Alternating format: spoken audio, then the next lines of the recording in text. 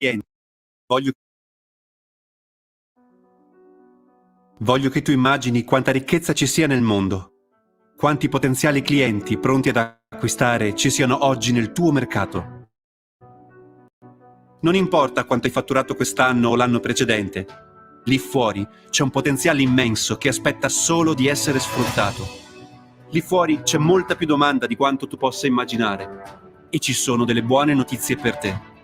Se segui attentamente questo video, avrai la possibilità di comprendere quali sono gli elementi per conquistare questa opportunità e far prosperare la tua azienda per i prossimi 100 anni. In Italia le aziende fatturano 93.569,35 euro ogni secondo, 5.614.161,47 euro ogni minuto, 8.084.392.523,28 euro ogni giorno. Ogni singolo giorno. A tutti viene spontaneo farsi questa domanda. E quindi, come posso fatturare sempre di più? E se non fosse questa la miglior domanda da porsi? Da quando esiste il termine fare impresa, esiste anche un modello di business in grado di creare abbondanza e profitto per te. Ma non solo, è un modello in grado di far prosperare tutti, i clienti, i fornitori, gli azionisti e tutto il tessuto sociale. Un modello usato da aziende come Olivetti o come Patagonia, Olio Carli. Queste aziende non si sono fatte la domanda di come fatturare di più, ma di come vivere meglio e più a lungo, di come vivere 100 anni e oltre. Hanno capito che il fatturato non è il fine ultimo di un'azienda, ma il premio relativo al valore che hai creato. E se il valore che hai creato tiene conto dei clienti, dei fornitori, degli azionisti e di tutto il tessuto sociale, anche il premio sarà più alto. Dal 2008 ad oggi queste aziende stanno attraendo il 57% in più di talenti, sono capaci di coinvolgere il 35% in più di donne, pagano il 44% in più di bonus ai propri dipendenti, conducono la propria azienda utilizzando il 34% in più di energie rinnovabili, ottenendo l'82% di performance sociali ed ambientali dei propri fornitori, contro l'11% delle aziende normali. Potresti pensare che sia difficile spostare il focus da devo guadagnare, devo fatturare, a voglio creare qualcosa che faccia stare bene la mia azienda, i miei dipendenti, il tessuto sociale in cui mi trovo, i miei clienti. Ed è proprio questa natura controintuitiva del modello che lo rende funzionale e vincente. Con questo nuovo paradigma che sta emergendo, si vince tutti insieme. Non bisogna più pensare ad un mercato basato sul fatto che se tu vinci io perdo, ma ad un mercato in cui se io vinco, anche tu vinci. Per ottenere tutto questo è necessario cambiare la nostra mentalità, il nostro atteggiamento e la nostra percezione delle cose. La nostra impresa dovrà fondarsi su dei pilastri solidi, far crescere la cultura della responsabilità personale, coltivare il rispetto dell'etica, continuare a credere che puoi fare la differenza, avere un perché forte, riscoprire continuamente la propria unicità. Sono questi i valori necessari che possono far decollare la tua impresa e farla vivere oltre 100 anni. Concediti la possibilità di cambiare la tua mentalità e il tuo atteggiamento e diventa con noi un imprenditore a prova di futuro.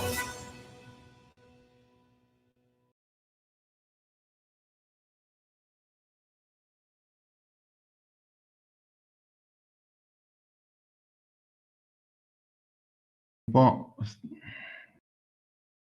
a essere niente, non ci riesco a essere sul benissimo, ce l'ho fatta, mi si è incasinata la regia oggi. Benvenuti a questo 23esimo webinar dove parliamo di prossime generazioni inteso come prossime generazioni di imprenditori che devono entrare nelle aziende, ma anche prossime generazioni di imprese, quindi come possiamo progettare un po' un'impresa affinché sia un po' più forte per vincere le prossime generazioni, per affrontare le prossime generazioni. Sono con me oggi è presente l'amico fraterno coach di Accademia del Valore Luca Grassi, che ti sei seduto un po' più basso, ma vedo che sei sempre bellissimo. Ok, aspetta che prova a smutarti. Ok, mi sentite? Oggi in regia è successo di tutto. Buongiorno, ben arrivati.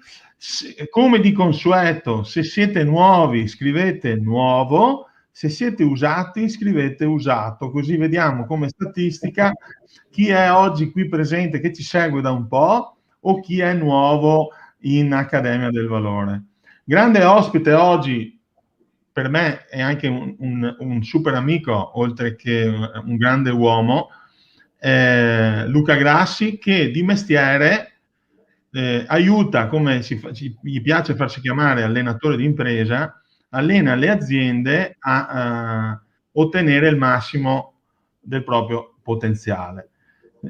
Parliamo di nuove generazioni con Luca, perché Luca in qualche modo nella sua carriera, che è giovanissimo come lo vedete qui, però ha fatto tanta esperienza perché ha cominciato a lavorare giovanissimissimo, ha avuto modo di affrontare molto spesso la parte di cambio generazionale, ma anche di cambio di paradigma, cioè come faccio come un'azienda a ripensare a un restart, a ripartire. Do 2 istruzioni Luca e poi cominciamo. Luca è un uomo, essendo un super specialista, si è preparato, mi ha mandato una slide, una presentazione molto piena di argomenti, quindi preparatevi. Funziona sempre così, c'è una breve introduzione, poi entreremo negli argomenti di oggi, ci sarà la possibilità di fare domande e risposte, quindi se avete voglia di fare domande e risposte fatelo, se avete voglia anche di entrare in diretta scrivete, fatemi entrare in diretta e vi mandiamo il link, che così facciamo una chiacchierata anche a 3. Abbiamo delle slide che ci guidano, quindi io fra un po' userò le slide, ma bando alle ciance, faccio presentare un po' anche Luca e poi vorrei dire qual è il mio pensiero su questo aspetto del cambio di generazione. Vai Luca. Bene, buongiorno a tutti e benvenuti ai nuovi e un bacio e un saluto agli usati.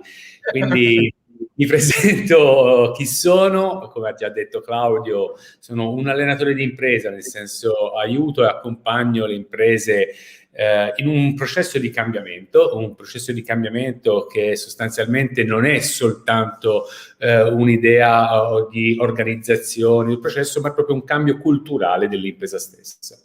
Quando hai detto Claudio, Luca, ma vogliamo parlare anche un po' di next generation, di cambio generazionale? E io ho detto, ma non so per quale motivo, ma ogni qualvolta che sono entrato, dal primo momento che sono entrato in un'azienda ad oggi, c'è sempre un cambio generazionale. Cioè tutti i miei clienti, e quindi su centinaia di clienti che ho seguito, io posso veramente dire, ora non tutti, ma un buon 80%, all'interno c'era un cambio generazionale. Direi che il primo cambio generazionale è oggi tuttora il mio cliente iniziale principe, diciamo, quello che veramente mi ha dato una grandissima soddisfazione, dove avevo 2 fratelli, una situazione abbastanza difficoltosa con un papà all'interno che ha creato un'azienda spettacolare e anche la mamma all'interno di questa struttura che dovevano capire come cambiare il tutto. Oggi questi 2 fratelli hanno un'azienda con più di 30 persone, quando sono entrato io erano 4 e sono leader nel mercato mondiale, stanno conducendo l'impresa con una capacità veramente unica e tutto l'hanno basato su quello che poi è la nostra vision, la nostra parte principale, il benessere delle persone. Quindi è stato favoloso vedere questa trasformazione, questo cambio e soprattutto, sto già anticipando, è stato favoloso vedere che la nuova cultura dei fratelli è diventata parte integrante dello sviluppo e della crescita della nuova azienda che è rinata e si è riespansa dopo che sono entrati anche loro. Questo intanto per fare un po' delle premesse. Dimmi Claudio come mi devo muovere, così anche se... Ti metto la presentazione, Luca, come detto, si fa una super presentazione. Vi chiedo aiuto se ricevo qualche domanda, mi fermate voi, come mi devo comportare se qualcuno mi fa delle domande? Ti guido io, quindi nel momento in cui ci sono le domande le mando in onda e le commentiamo assieme. Benissimo.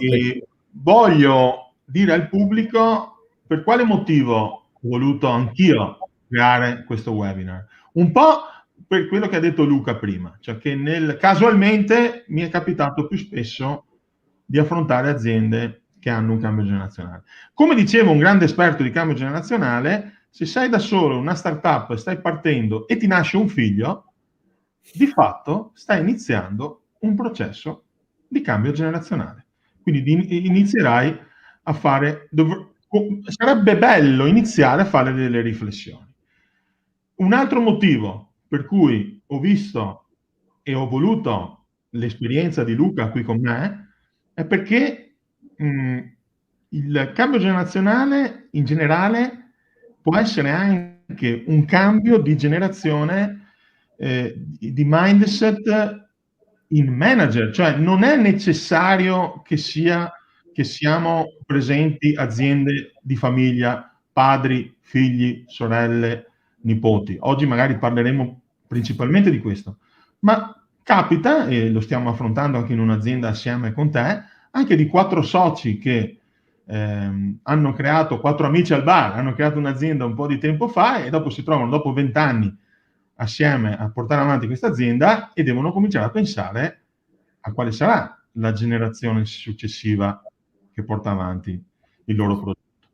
Quello che vedremo oggi sarà utile in maggior modo per le imprese di famiglia, ma anche tra le imprese, tra soci, che magari devono fare delle riflessioni su quello che potrebbe essere la prossima generazione di impresa. Un po' Accademia del Valore, come sai, adesso io faccio uscire la presentazione che hai preparato, un po'... Volevo dire una cosa, Claudio, non so se vedete lo sfondo che ho alle mie spalle, è uno sfondo un po' atipico, direi, un po' femminile anzi addirittura. Perché? Perché sono nell'ufficio di una mia attuale collega, perché ho il piacere che questa signora Isabella lavora con me ormai da un mesetto, forse anche 2, nell'area, nel reparto selezioni del personale, e questa era una mia cliente. E proprio per dire rinforzare quello che stava dicendo Claudio, quando sono entrato in questa azienda circa 8 anni fa, dovevo gestire un'uscita di un cambio generazionale del fondatore di questa impresa, lui proprio socio, che avevano fatto anche all'interno della stessa azienda, avevano portato altri 6 soci, cioè lavoratori trasformati in soci, e all'interno di questo percorso c'è stato una serie di cambiamenti necessari, cambiamenti naturali che andavano semplicemente verificati e inquadrati per dar sì che ognuno all'interno di questo team potesse dare delle risposte precise. Alcuni hanno fatto delle scelte personali al punto tale che anche una delle scelte personali più importanti e più forti è che la figlia dell'imprenditore che ha creato tutta questa cosa qui 60 anni fa ha fatto una scelta di vita di uscire dall'azienda di famiglia che per anni magari pensava dovesse essere obbligatorio seguire quell'aspetto, invece poi alla fine ha deciso che la sua identità era più di occuparsi di altre cose. Questo quindi proprio per dirti, Claudio, è vero, cioè non è che bisogna per forza avere dei figli all'interno per parlare di cambio generazionale, oppure può esserci un cambio manageriale, comunque un cambiamento all'interno dell'impresa, oppure ho anche all'interno dei figli che vogliono uscire e comunque il cambio ci sarà ugualmente all'interno di quell'impresa. Quindi assolutamente sì, perché si parla next generation vuol dire che comunque c'è un cambiamento. un cambiamento epocale.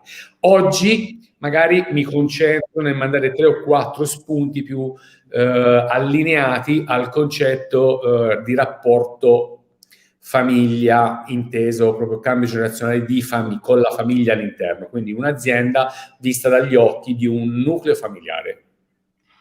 Prima di partire a bomba con le slide bellissime che hai preparato, chiedo se ci sentite bene, se avete problemi, perché qualcuno ha scritto immagini frizzate, audio sparito. Mi mettete un commento per piacere, mi dite se sentite bene?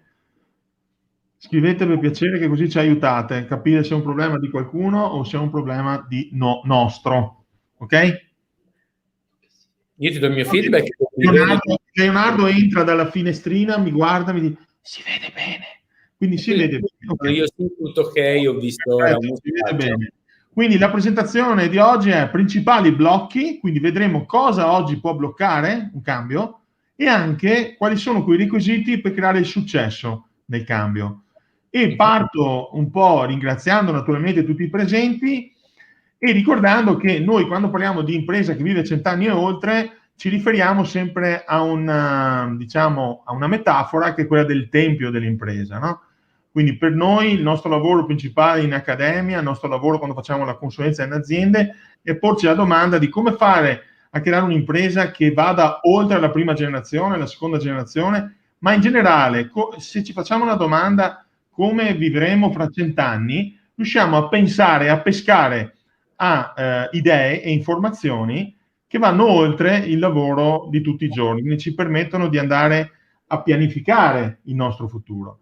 Il tempio noi lo rappresentiamo sempre con delle fondamenta, che sono delle fondamenta legate alla modalità di pensiero, quindi noi ci occupiamo di aiutare le aziende a far crescere il concetto di responsabilità personale, al concetto di avere delle credenze forti su quello che si fa, l'etica che per noi è fondamentale, quindi siamo una delle poche scuole che ha anche un corso dedicato all'etica, l'importanza di lavorare su un perché e non ultimo l'importanza di avere una buona unicità, quindi avere delle fondamenta solide che sono in grado quindi di sostenere delle abilità, delle tecniche che oggi bisogna presidiare se si vuole fare impresa e se si vuole vivere 100 anni e oltre, che sono quelle di saper far bene marketing, di saper gestire le persone e di saper usare i numeri. Tutto questo dovrebbe essere il tempio che porta all'abbondanza per l'impresa. L'argomento di oggi, essendo che è un argomento generale, non può prescindere da tutti questi aspetti. Quindi abbiamo voluto, in pochi istanti, con Luca, ricordare questa parte fondamentale del nostro modo di lavorare, del nostro modo di pensare a quello che è la progettazione di un'impresa che vive 100 anni e oltre. Però poi arriverà il cambio generazionale. E questo proprio è, Claudio, l'attenzione e lo sforzo che tutti i giorni ogni imprenditore o soci di un'impresa mettono in campo per creare un'azienda solida che possa durare negli anni, nel tempo. Quindi quello è proprio, aspetta, come devo staccare, non so se avete sentito degli arrivi, devo staccare le notifiche, non l'ho fatto, non disturbare per un'ora, perfetto. Perdonatemi, eccomi qua. Adesso dovrei essere isolato dalle notifiche. Quindi quello che dicevo è che comunque quel tempio è lo sforzo che ogni imprenditore deve portare avanti. E su quello sforzo che ci sono e ci dovrebbero essere gli accordi al vertice. Ecco che a un certo punto potrebbe presentarsi il cosiddetto cambio di generazione. Prima o poi arriverà. Quindi Luca, io qui adesso partirei, quindi quando tu hai bisogno mi dici cambio le slide, con il fil rouge che hai creato per guidare il pubblico a comprendere al meglio quali sono quei blocchi che ci possono oggi impedire di fare bene e il successo. Quindi se vuoi io parto. Parti pure tranquillamente, se quando mi segui anche... Sei già presentato, quindi... c'è questa slide. Sì, allora, questa slide è proprio per dire abbiamo il primo imprenditore e il secondo imprenditore. che ora ho messo una ragazza, potrebbe esserci un ragazzo, una serie di fratelli, cioè il messaggio principale è proprio questo. Comunque c'è un qualcuno che in un primo momento ha iniziato a sognare l'impresa e qualcuno che ha iniziato a crearla, a generare una serie di pensieri per far sì che questa idea, attraverso una serie di azioni, diventi un risultato che si possa toccare con mano, e ad un certo punto una seconda generazione, che potrebbe essere anche la terza, parliamo di una seconda generazione, entra a far parte di questo vissuto.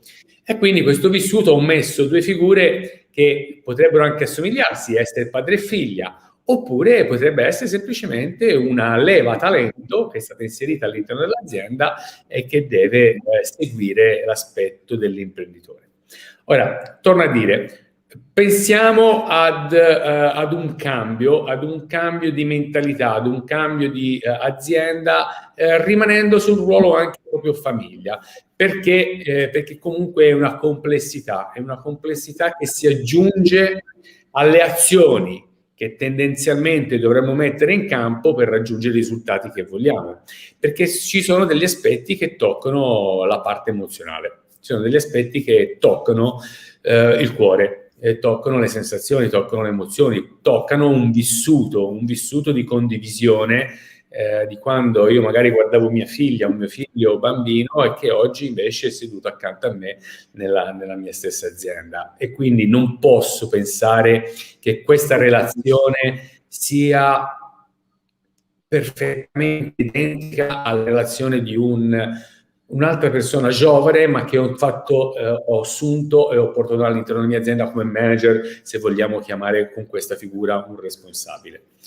Sì, Claudio, io ti chiedo magari di darmi un cambio sulla slide, in modo e maniera che proprio è importante ricordarsi che a un certo punto dobbiamo capire che anche il nostro successore dovrà guardare l'impresa proprio con un orizzonte lontano, e quindi in questo orizzonte lontano ci sono i suoi sogni, ci sono le sue idee, ci sono i suoi pensieri, c'è la sua identità, c'è il suo modo di essere uomo o donna su questa terra, sono i suoi valori che magari sono condivisi e respirati insieme a quelli della famiglia, perché venendo da un nucleo familiare avranno respirato gli stessi valori, avranno vissuto le stesse emozioni, ma comunque è una nuova identità, è una nuova persona che deve guidare un orizzonte a lungo termine dell'azienda.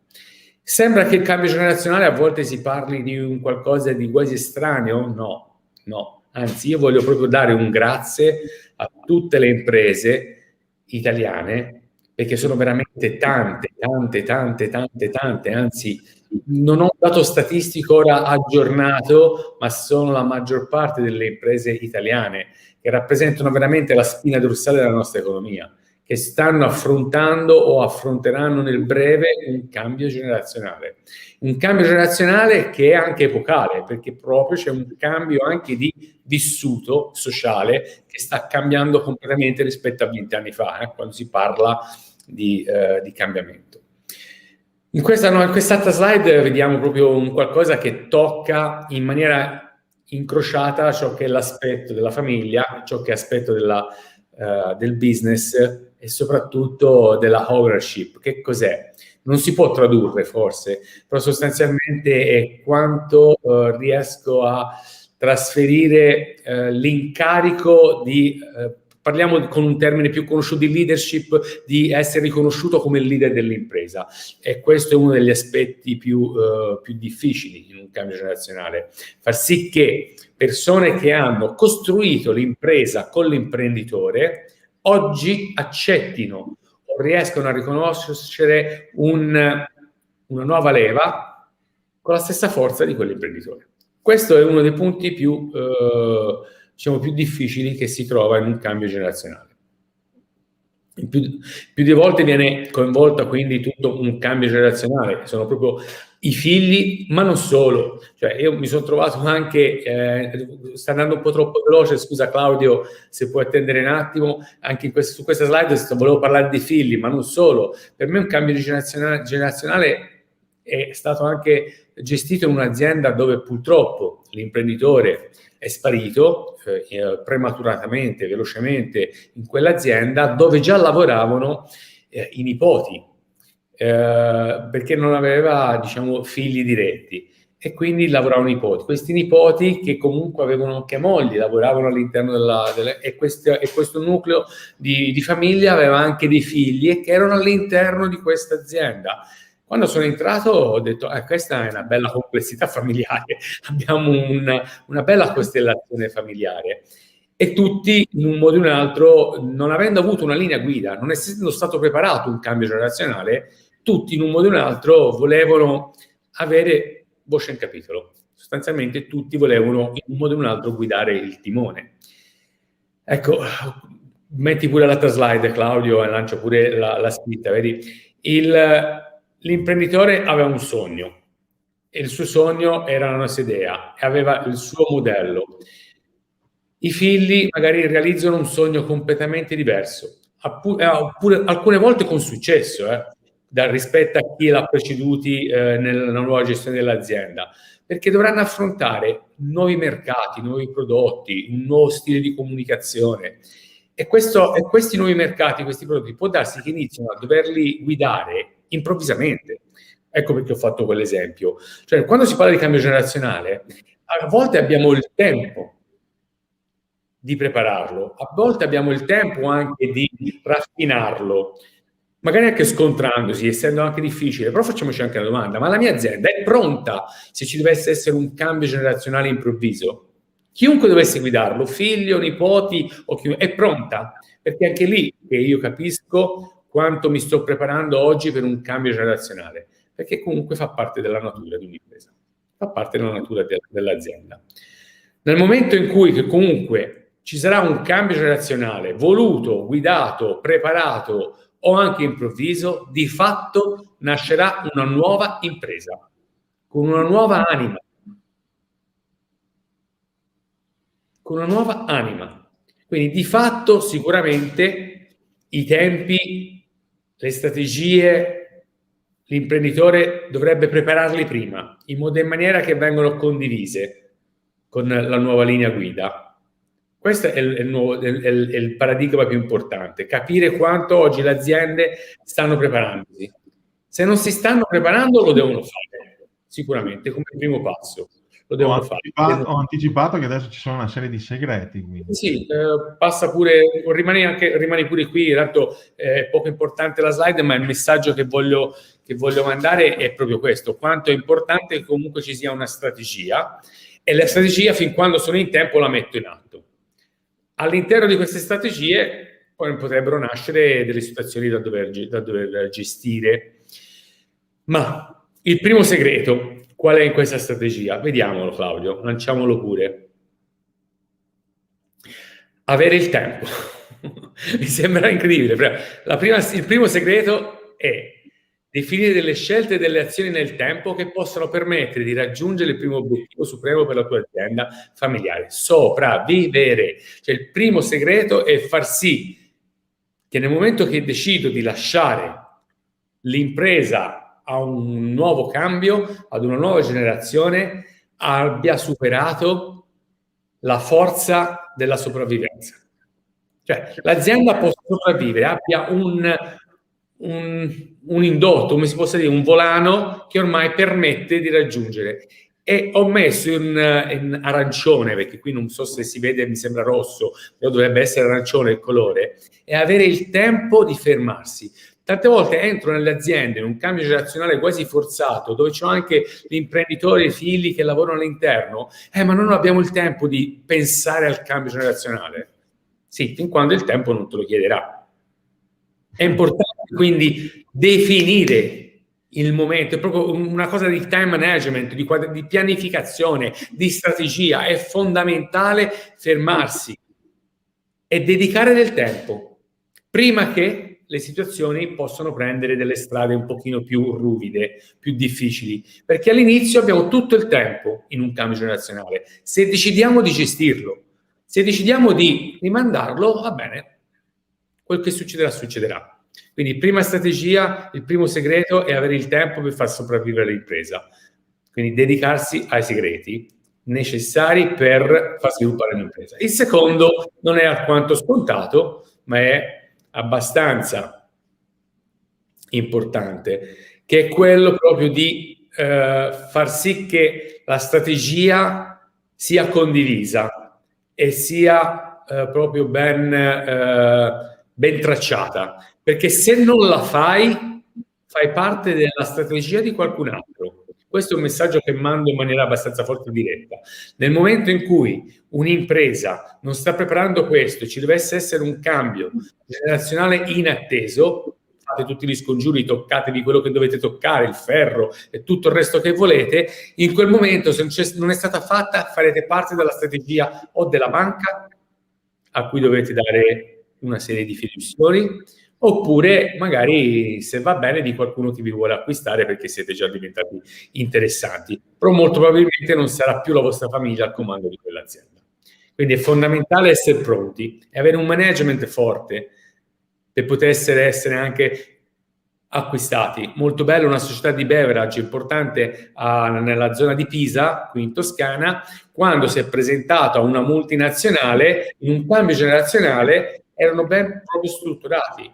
E il figlio oggi, tutt'oggi, ha un ruolo manageriale all'interno della sua azienda che è stata acquistata da una multinazionale, perché l'azienda ha detto, l'azienda funziona, interessante tutto quanto, ma il valore sono le persone che stanno all'interno. E hanno scelto, contrariamente rispetto a come tendenzialmente succede, di mantenere la figura manageriale, diciamo, che ha creato l'impresa, anche se era la seconda generazione, perché hanno riconosciuto quel valore.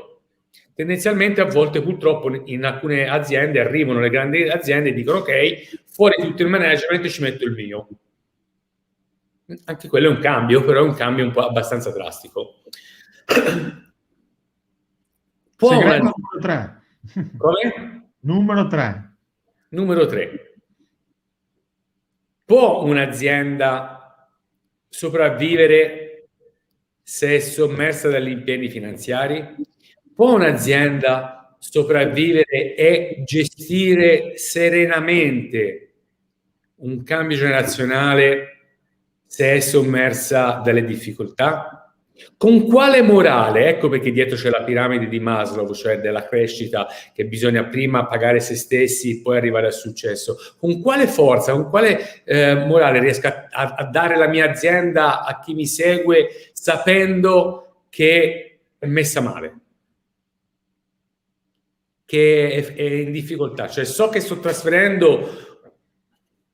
Non mi veniva una battuta livorrese che non posso fare in diretta, però so che sto trasferendo una palla, rimango lì, un qualcosa di pesante. Ma in realtà sì, può essere, chiaramente sono tutti aspetti sui nervi decisivi, ma è anche vero che stiamo parlando di creare i presupposti per un cambio generazionale, quindi non sono poi sempre cose banali, perché per esempio io posso cominciare a pensare che voglio introdurre i miei figli, voglio coinvolgerli, eccetera, però se non, come hai detto prima, non ho pianificato una strategia, non ho creato un equilibrio finanziario che magari do per scontato, non passo successivo. Per me stai dando degli elementi, sì, sicuramente un po' importanti, ma tutti molto pesanti, molto... Riccardo, tu lo sai benissimo, quando entriamo nelle aziende noi, fra le cose che guardiamo se l'azienda e se l'imprenditore si sta pagando. Cioè esatto. nelle piccole aziende che noi magari seguiamo, perché magari non seguiamo multinazionali, le piccole aziende intendo anche aziende con 30-40 persone, vi sembrerà assurdo, ma a volte ci sono gli imprenditori che stanno mesi senza prendersi uno stipendio. Sì.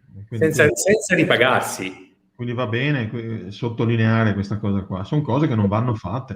La prima cosa di principio etico, l'azienda deve pagare te stesso. Poi sei una persona talmente speciale che dici non mi prendo lo stipendio io perché voglio pagare prima quello dei collaboratori. Bellissimo, sentimento favoloso, ma purtroppo non funziona. In questa maniera. Quindi non sto dicendo che non dobbiamo pagare i collaboratori, cioè, quello che sto dicendo è che comunque l'imprenditore deve pensare prima a pagare se stesso, in modo e maniera che l'azienda sta creando quella ricchezza per lui, per la sua famiglia e per famiglie e anche le persone che lavorano all'interno della propria azienda. Quindi la prima cosa deve cercare di impostare questo, se no farà fatica. Cioè, è uno dei principi di, diciamo, di guida di un'impresa per poterla trasferire. Cioè, se io non ho un'azienda impostata, seguita in maniera importante sotto il profilo finanziario, non sto trasferendo un'azienda sana, sto trasferendo un'azienda malsana. Si crea un'azione non etica che va a contaminare tutto. Assolutamente sì, va a contaminare tutto. Cioè, può anche essere difficile, ma l'importante è che magari trasferisco insieme alla nuova generazione la strategia per uscire da quella condizione. Perché sennò potrebbe sembrare in maniera molto fredda, dico, lo sbolognamento del problema. E non sto parlando di un caso, sto parlando di un'azienda che ho seguito dove a un certo punto l'imprenditore ha detto dentro di sé, inconsciamente, aveva un certo avviamento, sono in difficoltà, bene, i problemi magari cerco di gestirli io fuori tutto quanto, li do in gestione alla mia nipote, se li seguirà lei sarà lei che farà sviluppare l'azienda, poi sviluppo tutto io. Sotto c'era la volontà di lasciare un po' il problema e sperare che qualcun altro lo gestisse. E non ha funzionato. Non ha funzionato, purtroppo, anzi, questa azienda ha cominciato a implodere, al punto tale che la nipote ha lasciato un buco ancora più grosso. L'imprenditore è dovuto rientrare in una situazione che aveva anche questo buco, zio e nipote non si parlano più oggi, sono passati 5 anni circa, non si parlano più e quindi in qualcosa di materiale ha distrutto il rapporto familiare. Era il presupposto iniziale. Io potevo anche chiamare mio nipote e dirgli guarda, dammi una mano a risolvere l'azienda è in difficoltà, ho bisogno del tuo aiuto, sappi che questa è la situazione. Può essere qualcuno magari che mi sta ascoltando sta dicendo ma io non lo farei mai. Ok, ma succede, non è che lo fanno con cattiveria, succede, abbiamo visto anche queste cose qui. Quindi ho voluto mettere anche questa slide, il segreto numero 3, superflua, quasi scontata, ma è capitato. L'altra, come dico io, quello che è scontato non vale, quindi va messo. La numero 4, Claudio, che cosa racconta?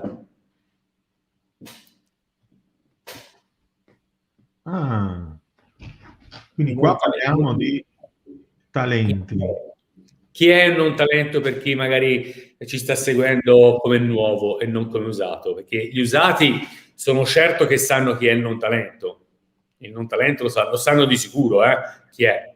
Parliamo di talenti e di non talenti. Il talento è quella figura che comunque di fronte a un problema viene da te e ti porta alla soluzione. Stop. È quello che comunque quando c'è un problema si gira all'azienda e ti dice dai, una figata, è bellissimo, andiamo avanti, siamo forti. Quello è il talento.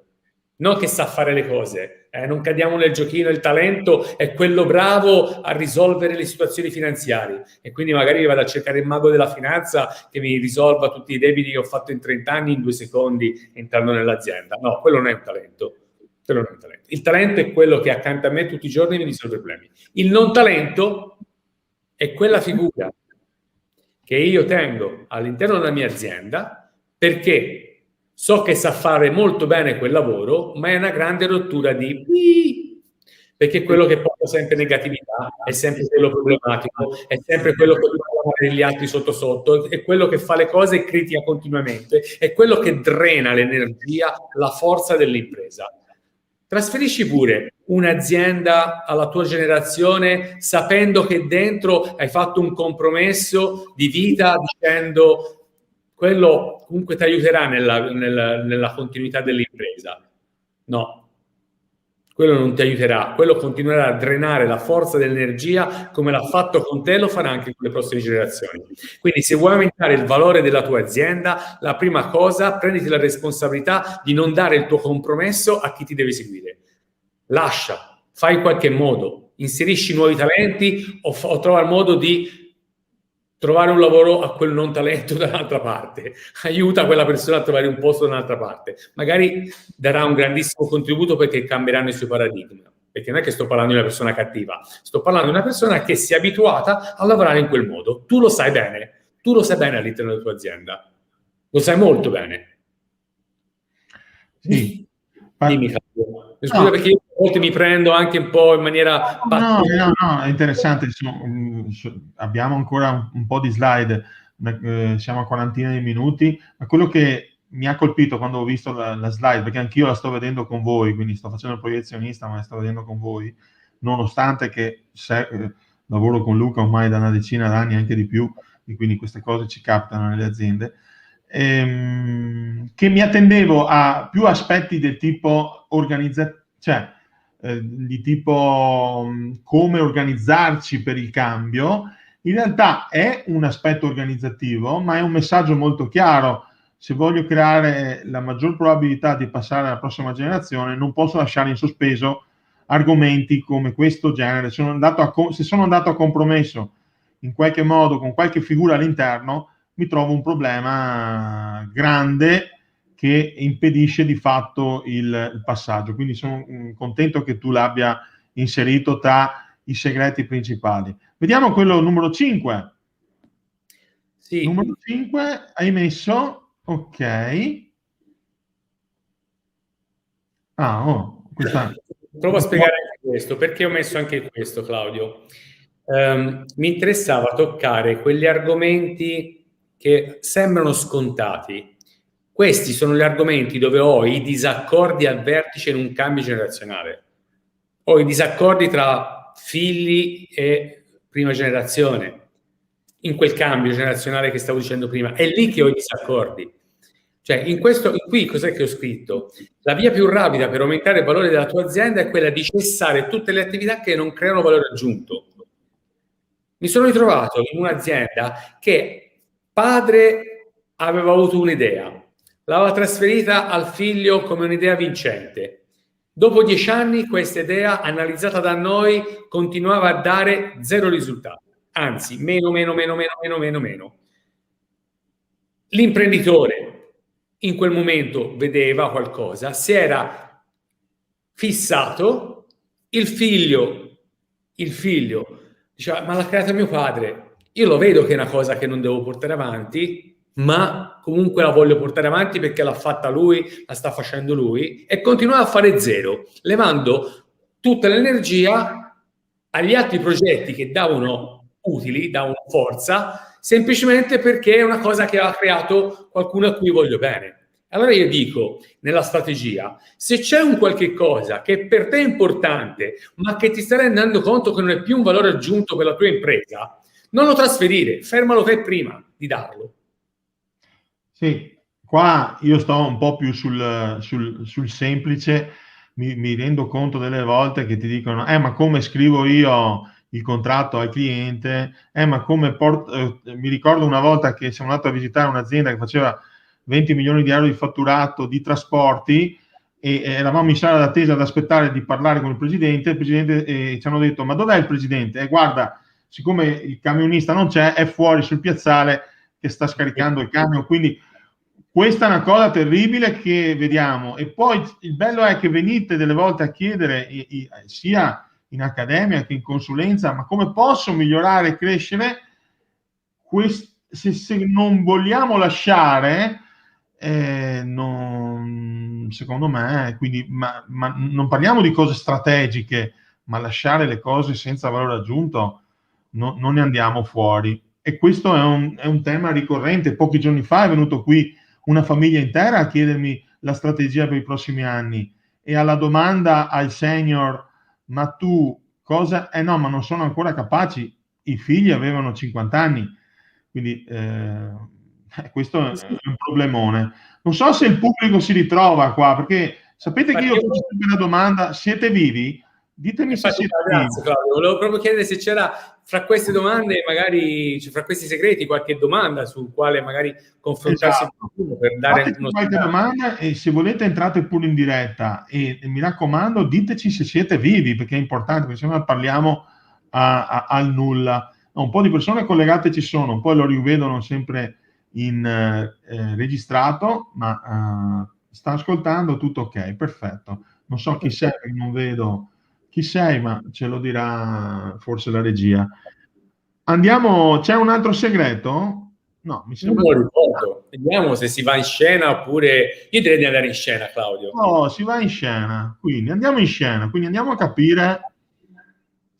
Ok, qui cosa è scritto? È stata scelta la strategia e gli obiettivi, sarà impegnato a introdurre questi indicatori in progetti e singole attività concrete che guideranno l'operato di tutta la tua impresa. Io sento la mia voce rimbombare, stavo leggendo. No, si sente bene, vai. Nella fase di implementazione della strategia.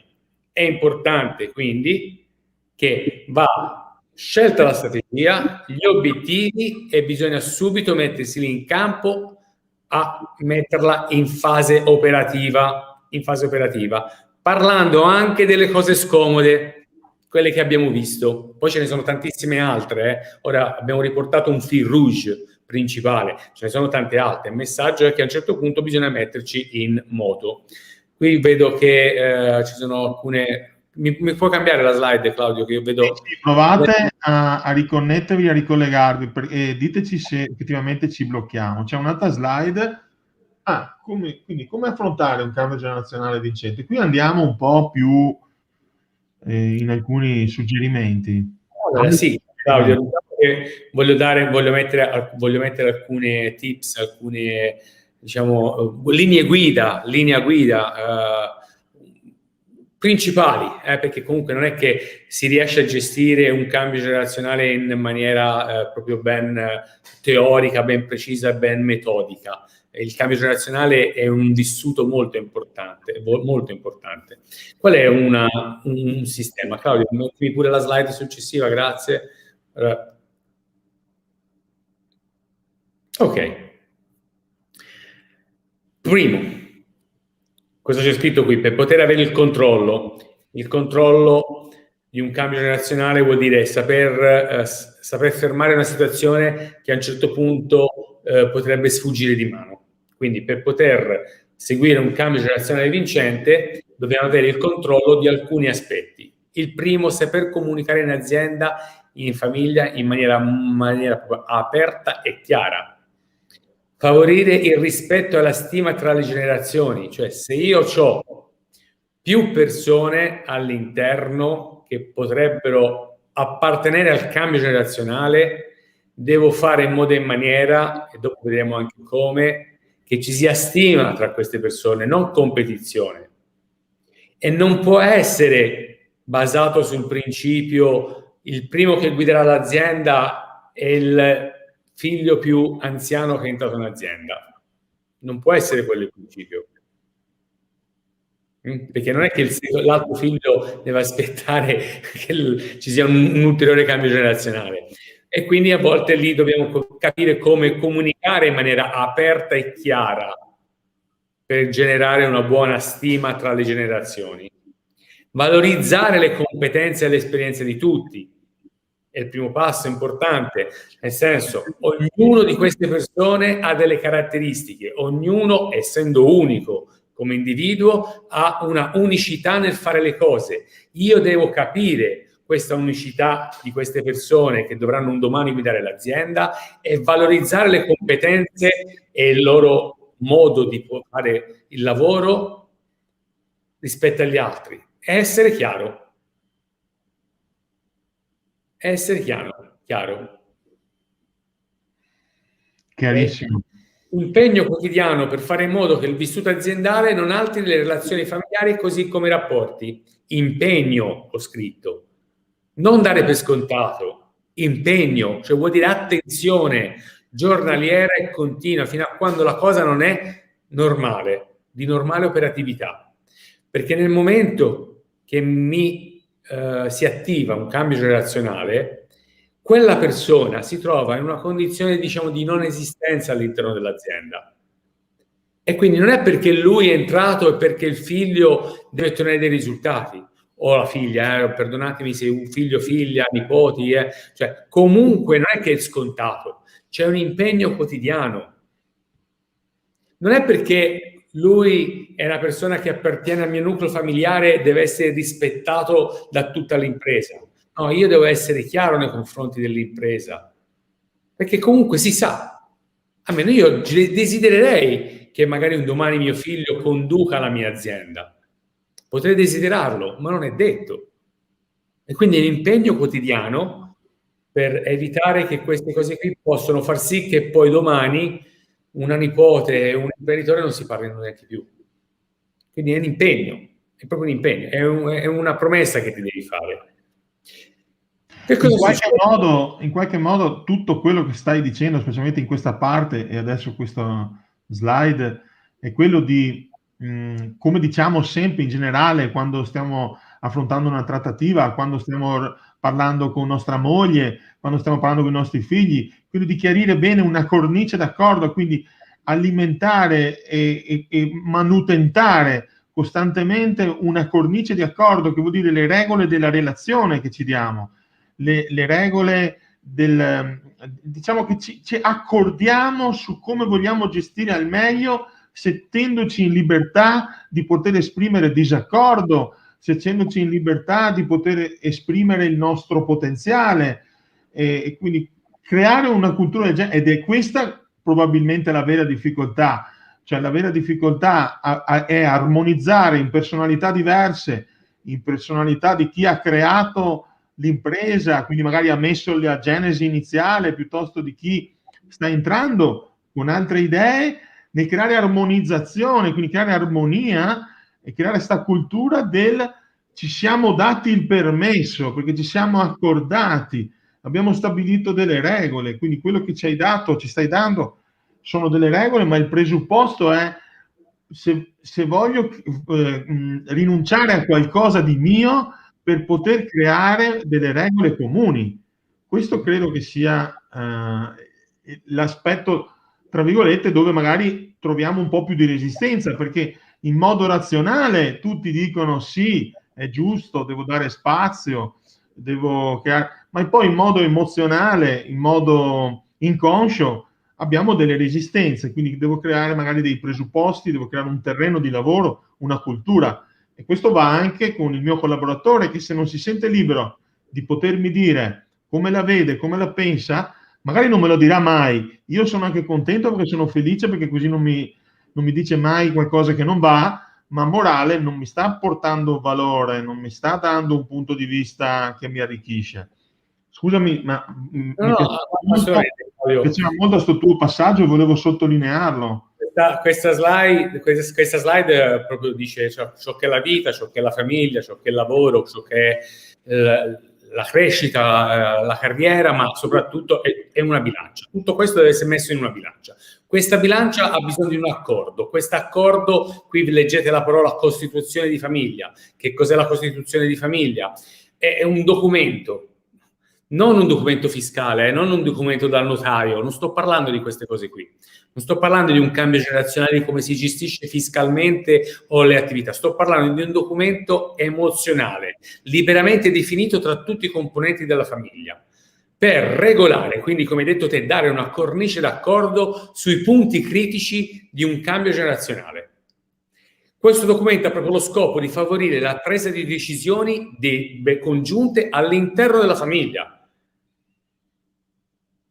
e che dà proprio uno spunto perché quando si parla di un cambio generazionale si tocca anche, cioè magari io sto facendo questa cosa con mio figlio e a casa mi devo sorbire magari la moglie che non la vede, non la pensa come me, ma come a tuo figlio così, e quindi è un momento familiare, è un momento molto importante, familiare, quindi avere questa grandissima forza, addirittura in un cambio generazionale dove magari che ho conosciuto, questo cambio generazionale magari padre, moglie, mamma, figli, il figlio più giovane, forse era quello con più talento, più talento di tutti gli altri 3 per gestire l'impresa, quello che aveva più una mentalità imprenditoriale, ma era rispetto agli altri, mi pare 13 o 14 anni più giovane, quindi ci vuole un po' di tempo prima di poter avere la forza anche soltanto di essere maggiorenne per poter dare delle decisioni. Vedi, in questo cambio intervengono tutti i legami familiari, quelli anche della mamma, tutto quanto. E il genitore, imprenditore, si è trovato con una multinazionale che gli stava dando diversi milioni di euro per comprare questa azienda e dire: questa azienda la vogliamo noi, per portarla via in Francia, portarla via in senso di operare con la Francia. E lui era un po' indeciso.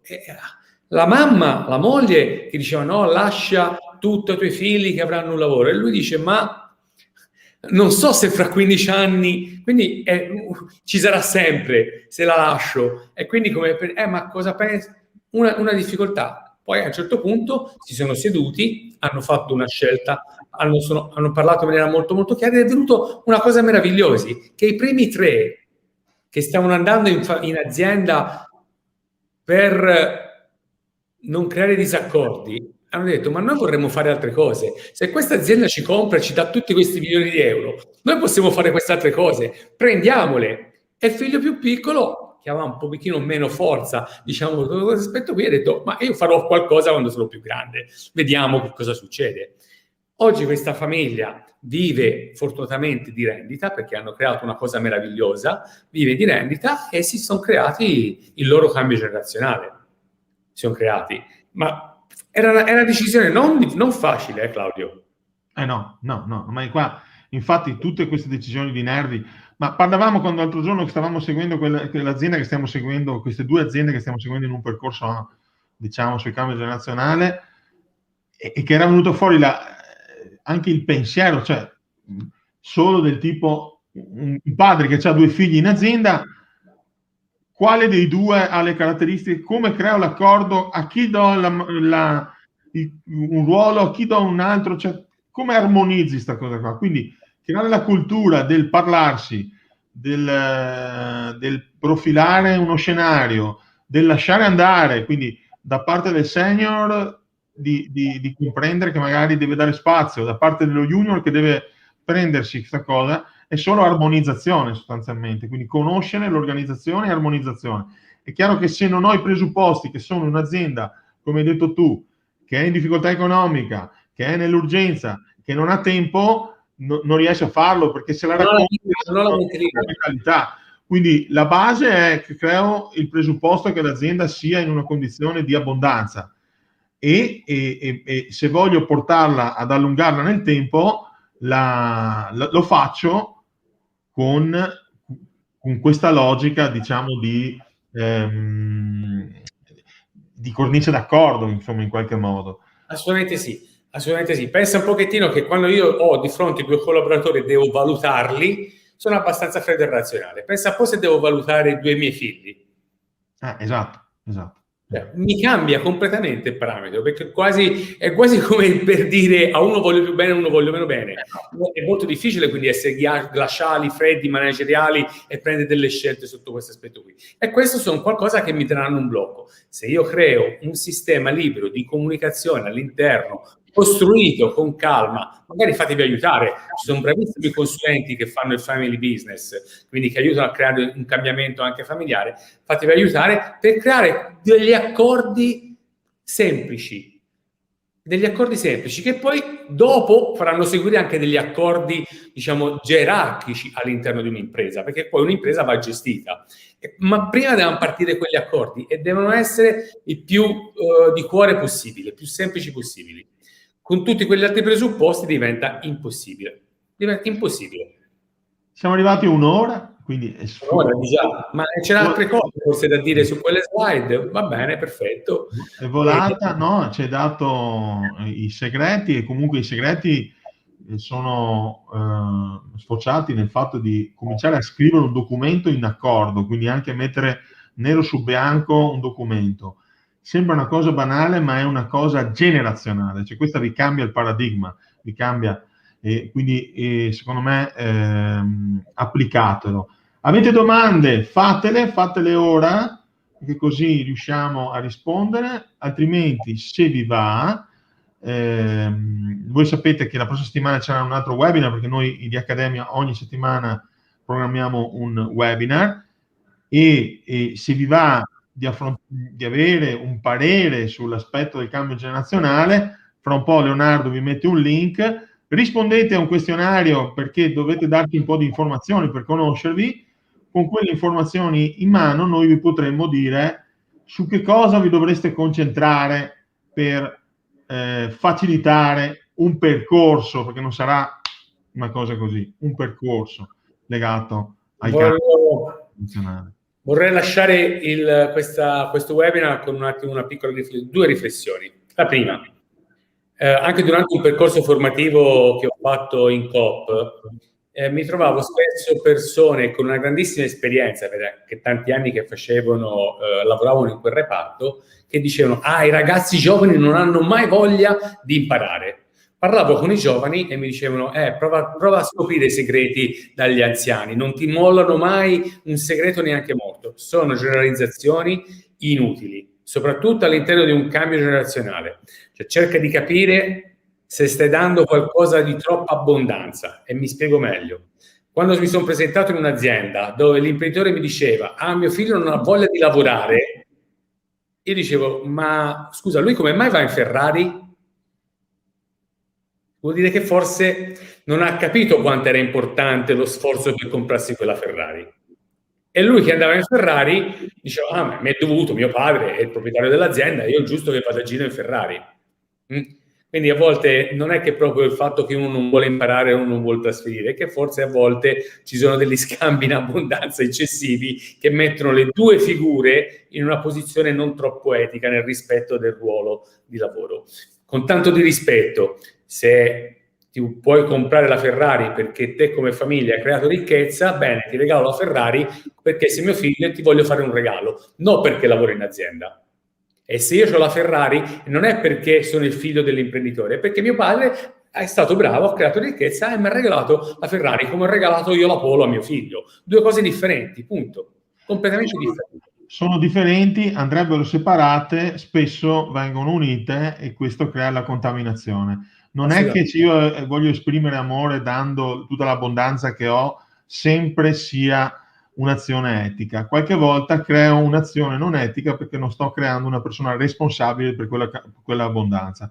E questo in tutte le salse, anche per tu che qui in scuola tieni il corso sull'etica, noi lo ribadiamo in tutti i modi, anche in questa occasione. Quindi la piramide che abbiamo visto ha i pilastri, come avete visto, i pilastri li rivedete perché qui abbiamo parlato di responsabilità personale, abbiamo parlato di etica, abbiamo parlato di definire bene un perché dovrebbe creare questa azienda, quindi di fatto quei pilastri di mindset vi aiuteranno a questo. Lo strumento è la carta di costituzione dell'azienda di famiglia, ma anche può essere usata tra soci che non sono familiari, darsi le regole e comunque pensare alla prossima generazione. Io ringrazio tutti, vi invito a essere presenti ai prossimi webinar, ringrazio Luca che lo rivedrò a giugno quando parleremo di vendita, quindi parleremo di un altro talento suo che è anche quello di seguire le reti di vendita,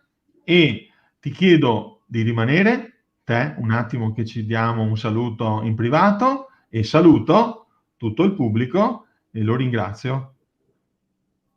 Bye. Ciao, grazie. Ciao.